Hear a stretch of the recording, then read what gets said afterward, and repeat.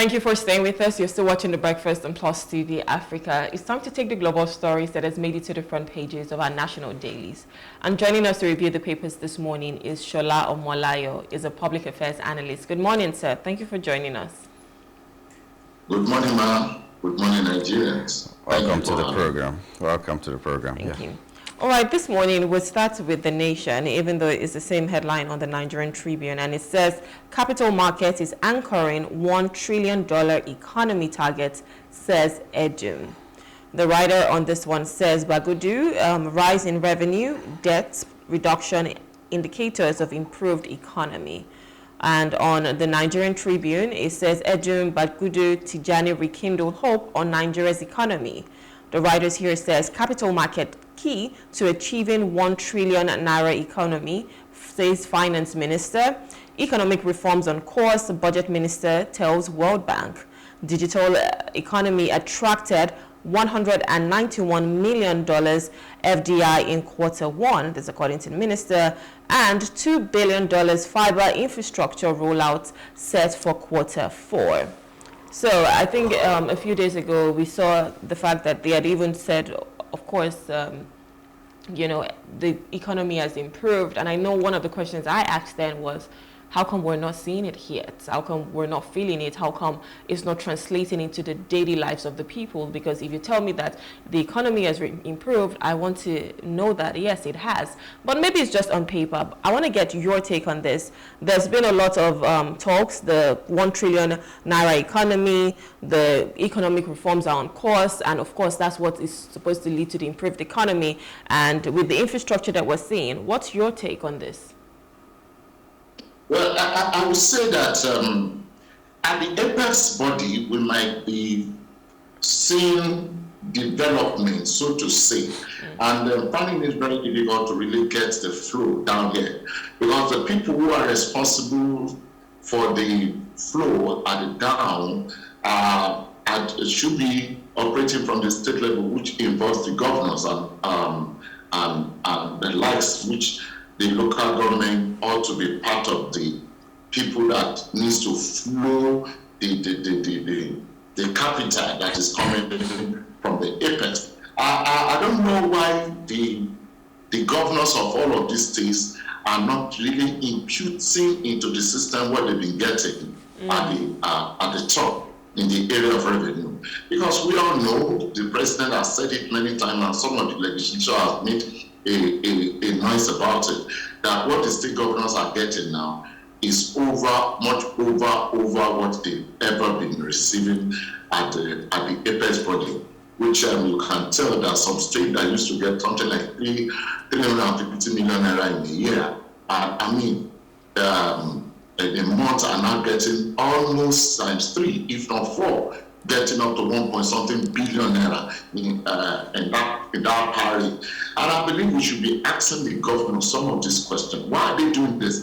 And why is it that they are not even executing the law that allows the local government to go autonomous, so that what this flow of, because the whole thing is about the flow of cash to the normal Nigerians that is working every day. And if we are not getting it, instead of the states and the local government to be at that channel of trickling these things down, they are even tightening the knot. You get taxes, people are being taxed every day. So it's going to be difficult for anybody to understand how the government are saying that they are progressing in the area of financial strength, paying up loan, and the people are not benefiting from it. I think this responsibility should now go back to the state and allow the local government to operate at that autonomy level instead of taking the state holding them by the jugular. Yeah, I was going to ask you the follow-up question about the local government autonomy 1 year later that the Supreme Court judgment has not been implemented, but you have spoken about it. So we'll move to the Punch newspaper. The leading headline is Tinubu's 2027 bid. APC courts opposition governors with high-stakes offers. The writer is saying governors offered ministerial appointments, return tickets to nominate successors, National Assembly members, others. Now, I don't know if this sits well with you regarding the trajectory our democracy is taking. So you go to APC, they promise you re-nomination and possibly a win of the election, which means it totally disregards the people who are supposed to do the selection and all that. So, but I'd like you to comment on the enticements that are being given to the opposition governors to move to the APC, and the fact that we are nearly at that one-party system that everybody has been afraid of over the years. Don't get yourself bothered about one-party system. What we are seeing here is so funny that one I will say it is normal. Like I told you, the calculator man knows what is pressing, and he knows which number to press. Either it's going to be and the code to those numbers. Either it's going to be of multiplication, or it's going to be of subtraction, it's going to be of addition. The calculator knows the game and has his men on ground already. Forget about this issue of one-party system. One-party state. It's not about one man. You know, Obasanjo is one man for PDP. And once Obasanjo leaves the state, the structure of PDP collapsed. It's just because it was at the background. That is why you could manage the likes of Yar'Adua, manage the likes of Jonathan.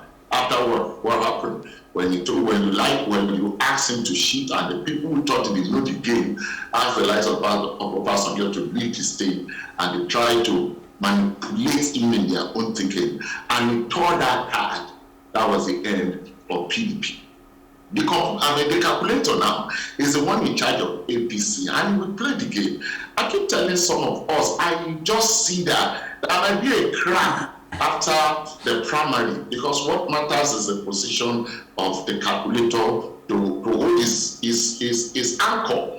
And once that anchor gets hold and the primary is done and things are settled, most of these people crossing, why do you think they are crossing? They are not crossing to sustain their position to be re-elected. And some of the appointees are now doing the bidding of the of the right calculation so that they will not be eliminated or deleted from the game. You understand it? That is what we are saying. Like I told some people, and I think I've said it there. I said, don't get it. You've not started. The game has not started. The political drama is going to start by August, and you will see the noise. Because you see, the society don't understand political machination. You wait for 2000, you guys wait for 2027. By 2027, election is done. The whole drama commenced by August, and by the grace of God, by 2026, they already know. By 2026, you see another rush of cross-carpeting. Those whom you thought they have gone, they want to come back and realign for 2030, 2031. You see, the game of politics is like football, and it's even more important and dangerous than football. That's why Nigeria will not prepare for World Cup not until when it is 3 or 4 years. We now look, 3 or 4 months or 6 months, we start looking for a good coach. We start looking. Whereas politicians are smart in their game, they don't lose out. You understand? They don't lose out. So this drama is just a drag being played. You know. This is a semen that must come. I'm going to arrest you. All right, so staying on political matters, on the Nigerian Tribune, there's a story that says, well, let's start with this. LP factions clash again. The writer here says, Oti Nimade Usman-led NCC seeks court order stopping Bure from parading himself as chairman. It's another exercise in futility. But this is a story I want to look at. Obi clarifies stance on 2027 coalition, says he remains in Labour Party. So yesterday there was the news that the presidential candidate for the PDP, Atiku Abubakar, was offering Peter Obi a VP role, as his vice president for the for come 2027 in the coalition, but it was going to be a one-term deal. So maybe after that, Peter Obi can now come for presidency. But what's your take? Obi here is saying, no, I'm here with the Labour Party. How do you think, if, for instance, we're really getting into that one-party state, how do you think other parties can just solidify themselves to ensure that it doesn't happen? You see, those days when we watch football and you are seeing Argentina playing Brazil is like heaven on earth. In those days when we are much younger, we are hearing Rangers International to face Mighty Jet or ICC Shooting Stars. I was there too, so ICC Shooting Stars, Bendel Insurance. Yeah. Those things, you love the game. But the one we are playing now is like Remo Stars versus Kano Pillars. Who cares? See, the structure that might want to bring meaningful presidential candidate in Labour Party is dead on arrival. Dead. Like dead. This is the game now. We keep telling them they won't believe. I once told you that Peter Obi is not a party structural person.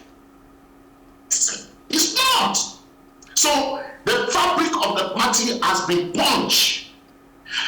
If it had been Pat Utomi that has been in that party from day one, and you have a kind of defects that they are having now, there could be hope of restoring things back. But with this structure, with the kind of guys that are in operation, calculator, not everybody is involved in the game. I make it clear to you that in every of these parts, call it, see, do you know they are bringing their searchlight to ADC now? Do you know that? The question here, the question, Mr. Omolayo, is that, is there any hope for the opposition, or we should just forget about the opposition and know that the calculator is pressing his buttons? Presently, after some years, after 2007, there's nothing called opposition market. Every opposition you have seen is one man against the system. Saraki, that you thought was that PDP acted as if they were opposition. No, it was Saraki and his cohort that were standing as opposition between 2015 and 2019. We are dealing with empires now. There's no opposition now. Because who are these people that you call opposition party? Is it not the same APC chairman? The same APC structure? The people there, were they not in PDP before? Ask me. Were they not in PDP? Where was the vice president of this country before? Mm-hmm. Has it been in that link of ACN or whatever? Go check this structure. We keep fooling ourselves that we think we have one opposition. Have we ever had one? It is an empire against one another in the political struggle of this country. It's an empire. When the calculator was here, it was an empire against the powers that be, and you are calling me an opposition person. No. It is when this empire they were able to fight themselves to a standstill, then you begin to remove the shaft. Maybe by 2031, we begin to see what we call an opposition. Why couldn't Obi stay in Labour Party and give it a full shot and give the structure a full support and make sure that it stands with the people by challenging the authority? Instead, they do calculation all around the street. Anyway, we'll go back to politics if we need to, but let me come traditional right now. On the Nation newspaper, the Sun joins Olubadan to reject Alaafin's leadership of Oba's council. Now, the thing is, if the monarchs do not speak in one voice, it's always a problem. If you go up north, their sultan, superintends over everything. It's unheard of for someone to say that someone else or the chairmanship of the whole leaders of the north will now rotate to one small chief somewhere and all that. Why is it a problem here in the north, in the southwest, for someone who is supposedly the highest ruler to just be the chairman of the council? a lifetime chairman of the council. I'm just wondering, maybe I got it wrong that Alaafin is higher than all the other Obas, but if that's the case, why is it so difficult for him to be the chairman, the life chairman of the Council of Monarchs? My brother, we don't scatter us. We don't scatter us. We don't even, we've lost our culture. We've lost it.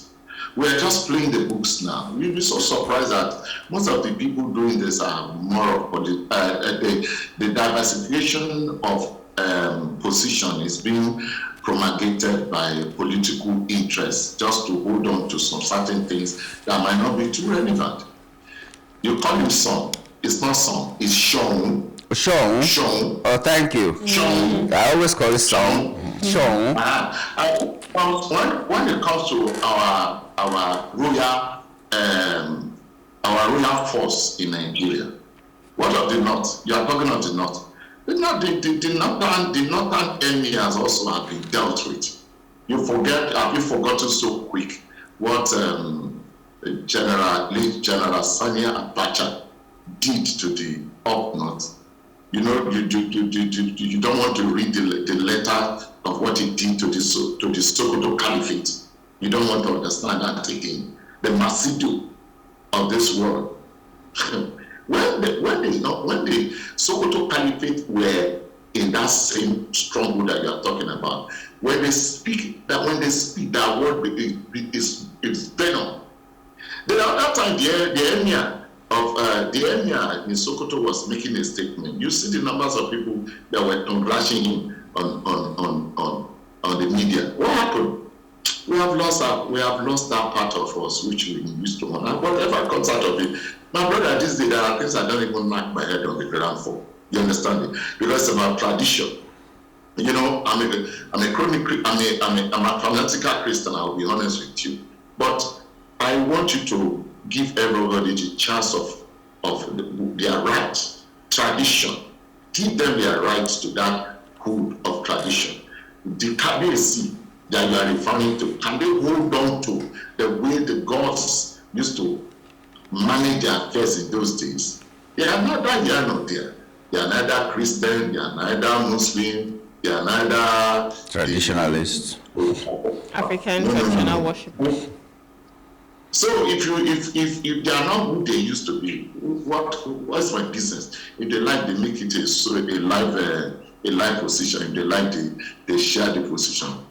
Those days are gone. I'm not too crazy about it. It's just that let's maintain some decorum so that we can be fair to our European people to understand that they've not really taught us the way they planned it. These are the people that really break our back so bad. So they will not even want to wear our clothes again. We'll be preaching in the church and be wearing suit inside heat, not like force. They have AC. They have AC. Oh, goodness. All right, let's take the leading story on The Guardian. Still staying on the Southwest, it says bandits, herders, invasion puts 40% of region's food production at risk. I know this is something that we always talk about in the North, that, of course, the bandits, they go to the farmlands, they even kidnap these people, they kill them, and we don't have as much food production in Nigeria for ourselves, and that's even the reason why most times we import food when you would think that we should be exporting and generating revenue.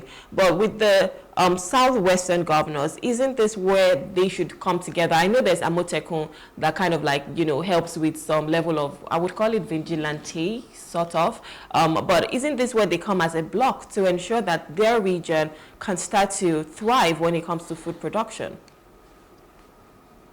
Well, I want to believe that some of our leaders are sincere, and I don't just know why they are not getting this right the way it should be. As long as you cannot settle this issue of security, you won't have it. It's no matter the kind of policy you put in place, we seem as if you are not doing anything. That's why it's so painful to some of these leaders. I haven't spent so much, and some of them investing their time having a vision to do something good. It just seems as if it's not working. It's because the primary core for a successful system is to fix your security and fix light. Heaven is so, before he started creation, he first settled the issue of uncertainty was put in place, Satan was sent down. You want to create crisis in heaven, you can't do. And angels were, the right angels took the right step by sending Satan and his host down off earth. Preach on, brother. And what will take position is not like there be light. So the issue of security is so important. My brother, we have it on record. The food basket of this nation, Benue State, it was on record at the time of Itomi that over 4,000 to 6,000 people were buying. So what do you think of that? We are in this nation where they kill 50 rice farmers, and the general comes up to say that they should have taken permission. Abba, where did we get this thing wrong? And the killing still continue. There is no grammar we can speak. There is no language you can utter. If the security is not taken care of, no matter the imagination, no matter the policies and whatever you are putting in place. You talk of Amotekun. Do you know Lagos State did not join Amotekun when they first started? I beg to be corrected though. Did they? I want to believe that it was a bit political at that time. The right man in Ondo State, the late governor, that people felt his absence. When he was there, he was all out like the man was walking like he knows he's going to die tomorrow. He gave it all. With the fact that even the Amotekun don't have what it takes, but he gave it all. They use juju. Who said juju no did? They use juju because the people that are coming after you too are using juju now. They say the machine they are using is different. Almost forget it. They are using the same machine. What if they are not using the same machine? Where are they going into our barracks, killing our guys and carrying their gun? They are using the same thing. That gun you are seeing, the Kalashima, the Allah that you are seeing in their hand, this thing carry about 30-something, about 31 or 29 bullets. Anywhere they carry that thing face, body go fall. So the question is, our manpower now in the force is too low. It's too low. It's too low. The governors too should open up and say the truth, and let's have a safe environment. Yeah, but Mr. Omolayo, the thing is, the present administration at the federal level has said that security is better in their time, and even when the governors, like you suggested, are coming out to say in their states the security is going worse than it used to be. For instance, the Borno State governor said that, and the presidency quieted him down. They shouted him down. And so many other people who have come out to say that security needs an emergency, they have been shut down by the federal government. So I don't know if you also buy the sentiments that the federal government has done so much about security is better than when it was Buhari's time or Jonathan's time. I don't know where you stand. My brother, where both of us are on air now, I'm on this side. I don't know what is happening in your studio. You can only tell me the makeup of that studio, and I will believe you, because the system is working at this hour of our talk. The federal government was reporting back today, I don't know. But even if the federal government are doing theirs, are saying things, they must have seen what we are not seeing. My brother, these state governors, what did they know that the people did not know? They said they are shouting over what? You have soldiers are dying, which means they release forcemen to you guys. They release the police, they are working with you. They release the Air Force, they are working with you. The powers of the air and you don't have seen your area. If the federal government were giving instruction giving an advice on what to do, signal goes out, the Air Force move on the air and they fire. By the time the Air Force go back to base, you say they're killing innocent people. The governors will begin to shout, the emirs will begin to shout, the elders will begin to shout that they are killing their people. Where do you want us to hold on to that. This budget you are talking about, when the Air Force go back to base, you will say the bandits are infiltrated, they are dealing with our people, the government to come and do something about it. How do you want us to operate? The governors should come out and say things. The elders in those states should come out and tell us what the people did not know. It's not just coming to make an advert on air. Somebody was saying at the top of the house that I visited my village last week. Should it be about last week? You've been voted into office for almost 2 years now. What has been your contribution? If you just got there last week, where have you been? Well, those are like pertinent questions to ask. But this is how much we can take on this segment right now. Shola, I want to say thank you for coming. It's always a pleasure having you. Thank you for joining the program this morning. Thank you always. God bless Nigeria. Have a nice day, sir. Have a nice day, sir. All right, so we're speaking with Sola Omolayo, I beg your pardon. He's a public affairs analyst, and we've just been taking the global stories that has made it to different pages of our national dailies. We'll go on a short break now. When we return, we'll be discussing our first hot topic, so please stay with us.